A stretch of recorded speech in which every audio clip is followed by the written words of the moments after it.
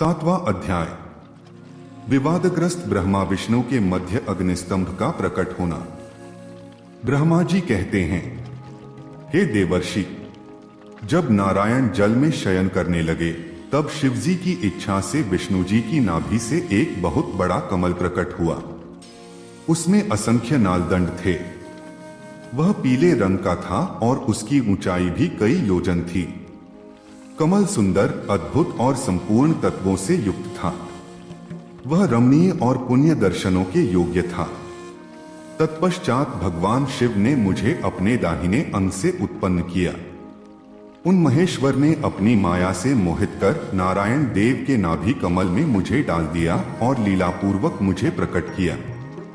इस प्रकार उस कमल से पुत्र के रूप में मुझे जन्म मिला। मेरे 4 मुख लाल मस्तक पर त्रिपुंड धारण किए हुए थे। भगवान शिव की माया से मोहित होने के कारण मेरी ज्ञान शक्ति बहुत दुर्लभ हो गई थी और मुझे कमल के अतिरिक्त और कुछ भी दिखाई नहीं दे रहा था। मैं कौन हूँ? कहाँ से आया हूँ? मेरा कार्य क्या है? मैं किसका पुत्र हूँ? किसने मेरा निर्माण किया है? कुछ इसी प्रकार के प्रश्नों ने मुझे परेशानी में डाल दिया था। कुछ क्षण बाद मुझे बुद्धि प्राप्त हुई और मुझे लगा कि इसका पता लगाना बहुत सरल है। इस कमल का उद्गम स्थान इस जल में नीचे की ओर है और इसके नीचे मैं उस पुरुष को पा सकूंगा जिसने मुझे प्रकट किया है।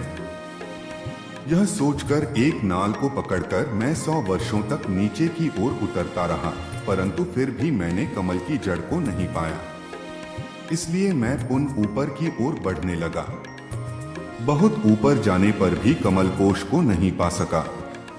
तब मैं और अधिक परेशान हो गया। उसी समय अशगत शिव की इच्छा से मंगलमयी आकाशवाणी प्रकट हुई। उस वाणी ने कहा, तपस्या करो। उस आकाशवाणी को सुनकर अपने पिता का दर्शन करने हेतु मैंने तपस्या करना आरंभ कर दिया और 12 वर्ष तक घोर तपस्या की। तब 4 भुजाधारी सुंदर नेत्रों से शोभित भगवान विष्णु प्रकट हुए। उन्होंने हाथों में शंख, चक्र, गदा और पद्म धारण कर रखे थे। उनका शरीर श्याम कांति से सुशोभित था।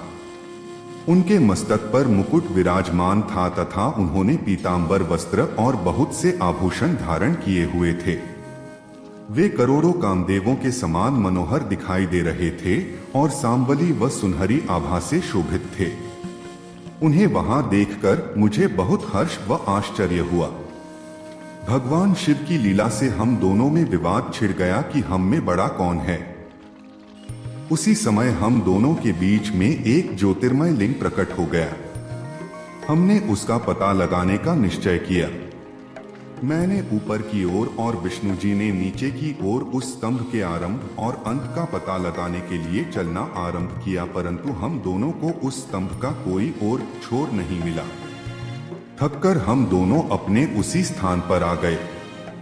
हम दोनों ही शिवजी की माया से मोहित थे।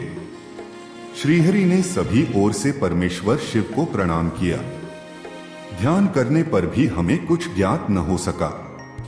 तब मैंने और श्रीहरि ने अपने मन को शुद्ध करते हुए अग्नि स्तंभ को प्रणाम किया। हम दोनों कहने लगे, महाप्रभु, हम आपके स्वरूप को नहीं जानते। आप जो भी हैं, हम आपको नमस्कार करते हैं। आप शीघ्र ही हमें अपने असली रूप में दर्शन दें। इस प्रकार हम दोनों अपने अहंकार को भूलकर भगवान शिव को नमस्कार करने लगे। ऐसा करते हुए 100 वर्ष बीत गए।